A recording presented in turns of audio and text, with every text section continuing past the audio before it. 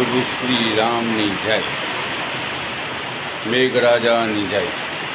જો આપણે કીધું 27 અને 30ની વેદમાં મેઘરાજા આવશે અને ધરતી માતાને લીલી કરશે, ઠંડી કરશે.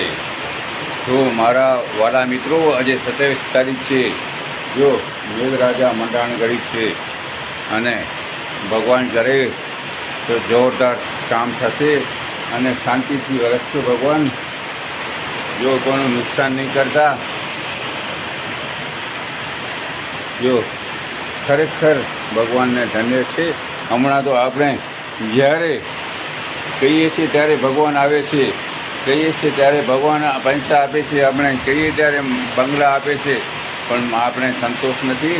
તો મારા વાલા મિત્રો, સંતોષ રાખો અને આયુર્વેદિક વાપરો, ઓર્ગેનિક વાપરો. ખેતી માતા ધરતી માતાને ઠંડી કરો.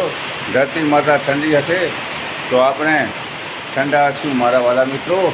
એટલે મારું નામ દેવચંદ સંઘાર. જય જય જય જય જય જય ધરતી માતાની જય, મેઘરાજાની જય. જય શ્રી રામ.